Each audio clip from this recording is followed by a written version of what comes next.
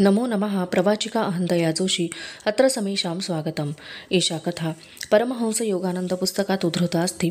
कथायाः नाम अस्ति रांची येथे योगविद्यालयाची स्थापना। अस्तु तर्हि आरंभं कुर्मः। संस्था चालवण्याचे काम तुला का आवडत नाही? गुरुजींच्या या प्रश्नाने मला थोडे घाबरवून टाकले। आता हे खरे की संस्था चालवण्याचे काम करायचे म्हणजे आपण होऊन मधमाशांच्या पोळ्यातून मधमाशा उठवण्यापैकीच होय, असे माझे स्वतःचे मत होते। गुरुजी, हे काम म्हणजे कोणाचा भलेपणा मिळवायलाच नको, मी उत्तर दिले। पुढारी काही करो की न करो त्याच्यावर टीका ही व्हावयाचीच। दिव्य स्वरूपाची ही दुधाची मलाई तुला आपल्या एकट्यालाच ठेवून घ्यायला पाहिजे होय? गुरुजींनी मला टोमणा दिला व एक कटाक्ष माझ्याकडे फेकला।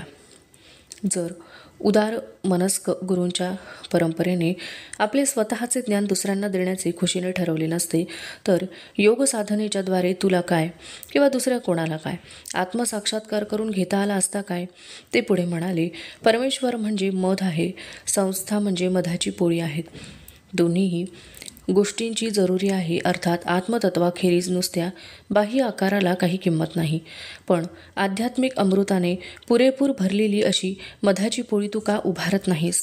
त्यांच्या ह्या सल्ल्याने मला विचार करायला लावले। अर्थात बाह्यात्कारी मी काही उत्तर दिले नाही, पण एक दृढ निश्चय माझ्या हृदयात जोर धरू लागला। गुरुजींच्या पायांशी ज्या अचल सत्याचे मला दर्शन घडून आले, त्याविषयीचे ज्ञान माझ्याकडून जेवढे होईल तेवढे माझ्या इतर बांधवांना मी का देऊ नये? परमेश्वरा, मी प्रार्थना करू लागलो, माझ्या भक्ती मंदिरामध्ये तुझ्या प्रेमाचा प्रकाश सदैव प्रज्वलित राहू आणि सगळ्यांच्या अंतःकरणांमध्ये तुझ्याविषयीचे प्रेम जागृत करण्याकरिता तू मला समर्थ कर। मी संन्यास घेण्यापूर्वी एकदा श्री उक्तेश्वरांनी अनपेक्षितपणे असे उद्गार काढले होते, तुझ्या उतार वयात पत्नीच्या सहवासाला तू किती बरे मुकशील? ते म्हणाले होते, गृहस्थी मनुष्य जो आपल्या बायकोचा व मुलांचा निर्वाह चालवण्यात मग्न असतो, तोही ईश्वराच्या दृष्टीने त्याच्या कृपाप्रसादाला पात्र होत नाही काय? गुरुजी, मी घाबरून त्यांना विरोध दर्शविला। आपण जाणताच की विश्वस्वरूपाच्या प्रियेची प्राप्ती करून घेणे एवढीच ह्या आयुष्यातील माझी इच्छा आहे। गुरुजी अगदी मनापासून हसले आणि त्यामुळे मी समजलो की त्यांनी हे उद्गार माझी परीक्षा घेण्याकरताच काढले होते। ध्यानात ठेव, ते सावकाशपणे म्हणाले, जो स्वतःची कौटुंबिक कर्तव्य टाकून देतो त्यास एका विशाल कुटुंबाच्या कोणत्या तरी प्रकारच्या जबाबदारीचे काम घेऊन आपल्या वागण्याचे समर्थन करावे लागते। तरुण पिढीला योग्य शिक्षण पुरवण्याचे ध्येय हे माझ्या फार आवडीचे असे काम होते। सामान्य पद्धतीच्या शिक्षणामुळे शरीराची व बुद्धीचीच वाढ होते आणि त्याचे शुष्क परिणाम मी प्रत्यक्ष डोळ्यांनी पाहतच होतो। नैतिक व आध्यात्मिक मूल्यांची जोपासना केल्याखेरीज कोणाही मनुष्यास सुखाचा लाभ होणार नाही आणि ह्या मूल्यांचा हल्लीच्या सर्वसाधारण अभ्यासक्रमात समावेश होत नाही। तेव्हा तरुण मुलांचा सर्वांगीण विकास होऊन त्यांच्यामध्ये पूर्ण विकसित असे मनुष्यत्व निर्माण व्हावे, या उद्देशाने मी एक शाळा काढावयाचे ठरवले आणि त्या दिशेने मी प्रारंभ केला। प्रथम बंगालमधील डिहिका नावाच्या एका लहान गावामध्ये मी 7 मुलांना घेऊन शाळा चालवायला सुरुवात केली। एका वर्षानंतर 1918 मध्ये कासिम बाजारचे महाराज साहेब सर मणिंद्रचंद्र नंदी यांच्या दातृत्वाचे फल म्हणून फार जलदपणे वृद्धिंगत होणारा हा माझ्या शाळेचा पसारा मी रांचीला हलवू शकलो। बिहारमधील हे शहर कलकत्त्याहून सुमारे 200 मैल अंतरावर असून ह्या ठिकाणचे हवामान हिंदुस्थानातील अत्युत्कृष्ट व आरोग्यदायक अशा हवामानांपैकी आहे। रांचीमधील कासिम बाजार वाडा ही ह्या नवीन शाळेची मुख्य इमारत झाली। ह्या नवीन शाळेला मी योगदा सत्संग ब्रह्मचर्य विद्यालय असे नाव दिले। व्याकरण व हायस्कूलचा अभ्यास या दोन्हींचा समावेश करून मी एक अभ्यासक्रमाचा आराखडा तयार केला। या आराखड्यामध्ये शेतकी विषयक, औद्योगिक, वाणिज्य व निव्वळ शैक्षणिक विषयांचा समावेश केला। ऋषीप्रणित शैक्षणिक ध्येयास अनुसरून ज्यांचे विद्यादान करण्याचे आश्रम वनात असत, तेथे ते कुमारांना व्यावहारिक व धार्मिक शिक्षण देत बहुतेक विषयांचे शिक्षण मोकळ्या उघड्या जागेत द्यावयाचे ठरवले। रांचीस विद्यार्थ्यास योग ध्यानाचे शिक्षण दिले जाते। आरोग्य व शारीरिक विकास साधण्याच्या दृष्टीने 1916 मध्ये मी योगदा नावाची एक पद्धती शोधून काढली होती। तिची तत्वे शिकवली जातात। मनुष्याचे शरीर ही एक विजेची बॅटरी आहे असे समजून मी असा युक्तिवाद केला की ती बॅटरी मनुष्याच्या इच्छाशक्तीच्या सरळ सहाय्याने पुनःशक्तीने संचारित करता येईल। ज्या अर्थी इच्छेखेरीज कोणत्याही प्रकारची कृती होऊ शकत नाही. त्या अर्थी मनुष्याने ह्या इच्छाशक्तीच ह्या मूलभूत आयुधाचा असा उपयोग करून घेतला पाहिजे की ज्यायोगे त्याच्या ताकदीचे काही त्रासदायक उपकरणांखेरीज किंवा यांत्रिक कसरतीखेरीज पुनरुज्जीवन व्हावे. साध्या सुध्या अशा योगदा तंत्राचा अवलंब करून कोणालाही जाणतेपणे व ताबडतोब आपली प्राणशक्ती विश्वशक्तीच्या अमर्याद कोठारातून पुनरपी प्राप्त करून घेता येते. रांचीच्या विद्यार्थ्यांनी योगदा तंत्राच्या शिक्षणास चांगलीच साथ दिली. शरीराच्या एका भागापासून दुसऱ्या भागाकडे प्राणशक्ती वळवून नेण्याची व विकट अशा योगासनांमध्ये बिनचूकपणे आसन स्थिर करण्याची विलक्षण अशी पात्रता विद्यार्थ्यांनी साध्य केली. ताकदवान अशा मोठ्या माणसांना जे करून दाखविता येणार नाहीत असे शक्तीचे व सहनशीलतेचे प्रयोग व कसरती ते विद्यार्थी करू लागले. माझा सर्वात धाकटा भाऊ विष्णुचरण घोष याने रांचीच्या शाळेत नाव घातले. तो पुढे विख्यात व्यायामपटू झाला. तो व त्याचा एक विद्यार्थी अशा दोघांनी 1938-39 मध्ये पश्चिमेकडे प्रवास केला व तेथे जागोजाग शक्तीचे व स्नायू नियंत्रणाचे प्रयोग करून दाखविले. न्यूयॉर्कमधील कोलंबिया विश्वविद्यालयातील प्रोफेसर मंडळी व अमेरिका आणि युरोपमधील पुष्कळ अशा विश्वविद्यालयातील लोक यांना शरीरावर मनाचे प्रभुत्व दर्शविणाऱ्या ह्या प्रयोगांनी आश्चर्याने थक्क करून सोडले. रांचीमध्ये शाळा स्थापन केल्यापासून पहिल्याच वर्षाच्या अखेरीस प्रवेश मिळवण्यासाठी 2000 अर्ज येऊन ठेपले. पण शाळा त्यावेळी फक्त वसतिगृहापुरतीच होती आणि त्यामुळे फक्त 100च विद्यार्थी घेता येत होते. त्यानंतर फक्त दिवसाच येणाऱ्या विद्यार्थ्यांनाही आम्ही शाळेत दाखल करून घेऊ लागलो. विद्यालयामध्ये मुलांच्या दृष्टीने मला दोन्हीही भूमिका पित्याच्या व मातेच्या अशा पार पाडाव्या लागल्या व संस्था चालविताना अनेक अडचणींशी सामना करावा लागला. पण मला येशू ख्रिस्ताच्या खालील वचनांची नेहमी आठवण होत असे. असा कोणीही मनुष्य नाही की ज्याने आपले घरदार अथवा भाऊ अथवा बहिणी अथवा वडील अथवा आई अथवा बायको वा मुले अथवा शेतवाडी माझ्याकरता व शास्त्रातील उपदेशाखातर सोडले. पण त्याला ह्याच जन्मी शतपट घरेदारे आणि भाऊ आणि बहिणी आणि आया आणि मुले आणि जमिनी मिळाल्या नाहीत आणि समाजाचा छळ सोसावा लागला नाही आणि इति उत्तरच्या जगात शाश्वत जीवनाचा लाभ मिळाला नाही.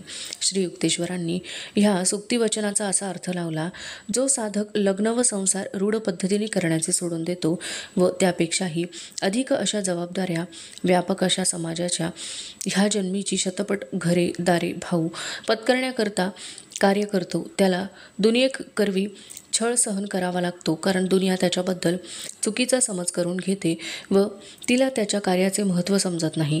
पण अशा तऱ्हेने व्यापक क्षेत्रात काम करून अगदी दूरदूरच्याही लोकांच्या हितसंबंधात समरस झाल्याने त्याच्या जन्मजात स्वार्थ दृष्टीचा पूर्ण लोप होतो व त्याच्यावर परमेश्वराचा अनुग्रह होतो.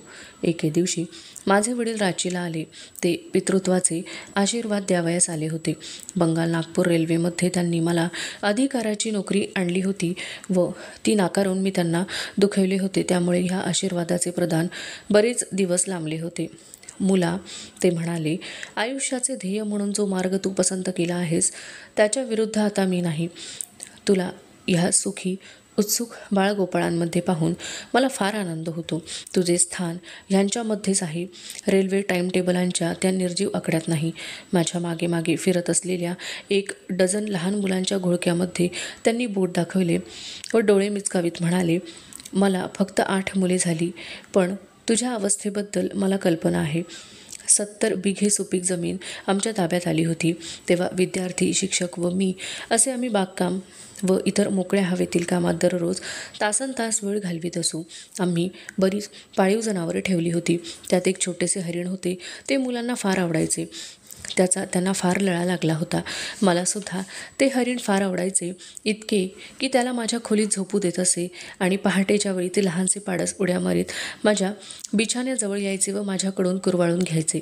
एके दिवशी रांची शहरात काही कामानिमित्त मला जावे लागले, म्हणून त्या हरणाच्या पाडसाला मी नेहमीपेक्षा जरा लवकरच खाऊ घातले आणि त्याला मी येई तोपर्यंत कोणीही खायला घालू नये असे मुलांना बजावून ठेवले. एका मुलाने माझी आज्ञा पाळली नाही आणि त्या हरणाच्या पाडसाला पुष्कळसे दूध प्यायला दिले.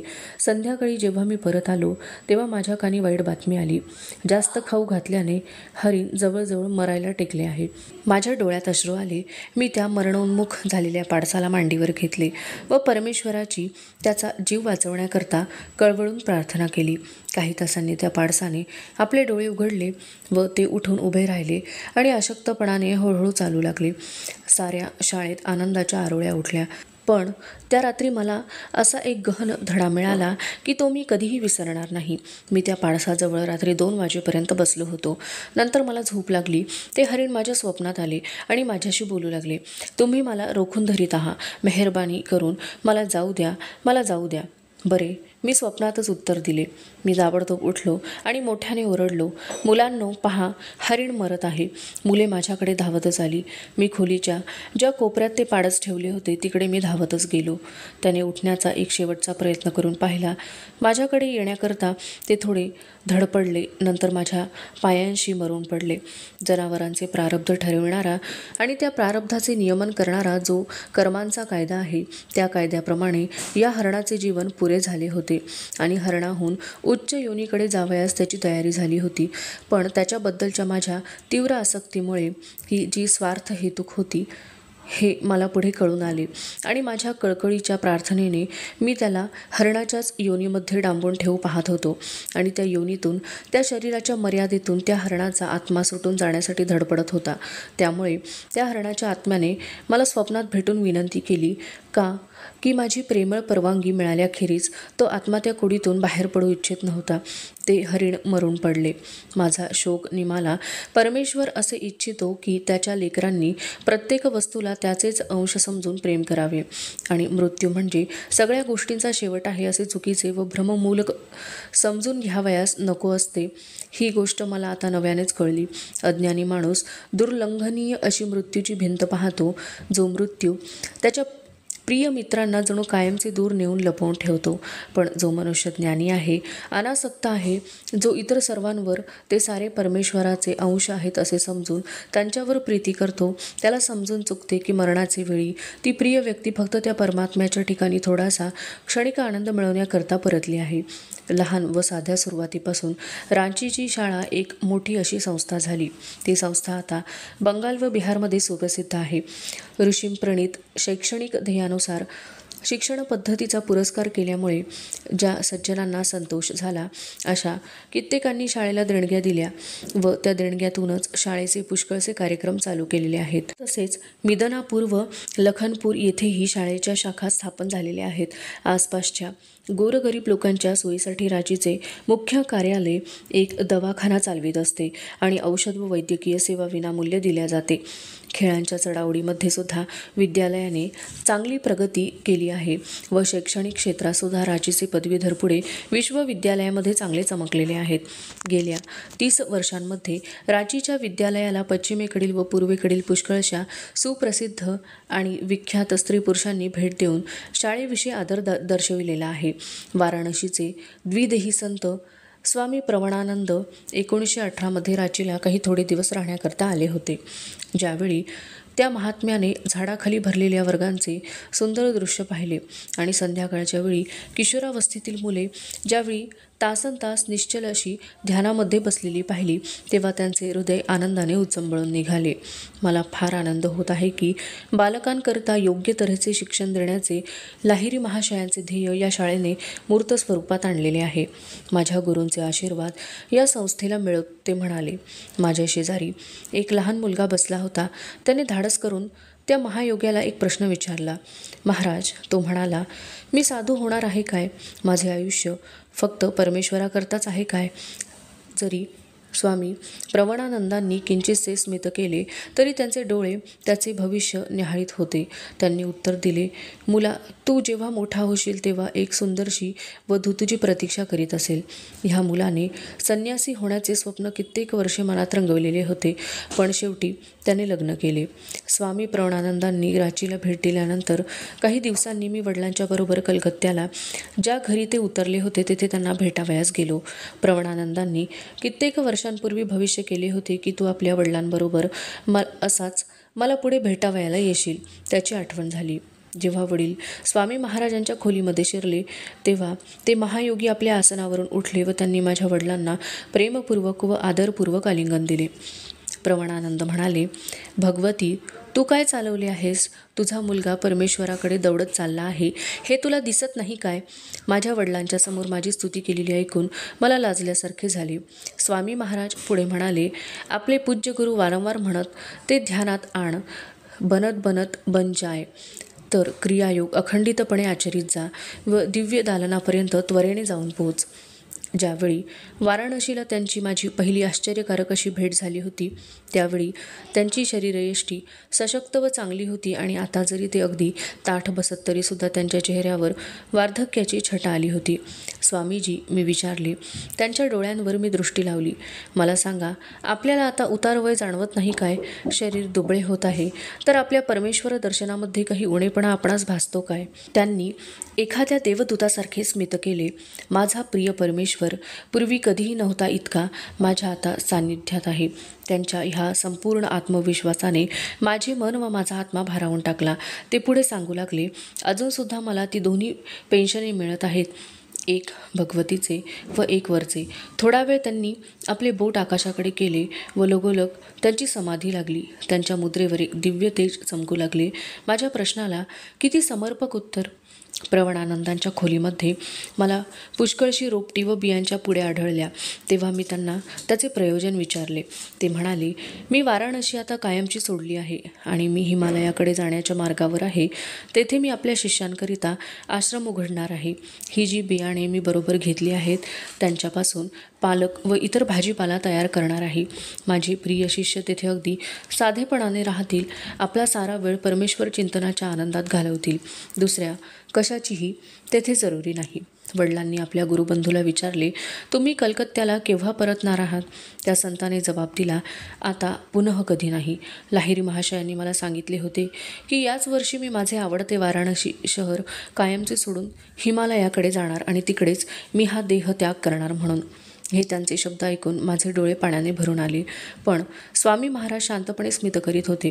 त्यांच्याकडे पाहून मला आईच्या मांडीवर शांतपणे बसलेल्या लहान मुलाची आठवण झाली. स्वामी महाराजांची माता म्हणजे जगन्माता ह्या योगी राजाच्या ठिकाणी असलेल्या अत्युच्च आध्यात्मिक सिद्धीच्या वर त्यांच्या ह्या वाढलेल्या वयाच्या बोजाचा काहीसुद्धा वाईटचा परिणाम घडून आला नव्हता.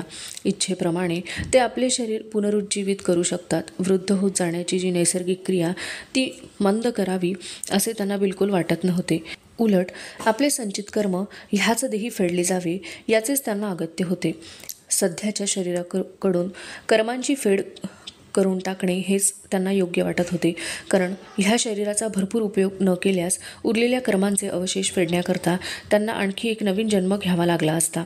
काही महिन्यांनी माझा एक जुना मित्र सनंदन मला भेटला.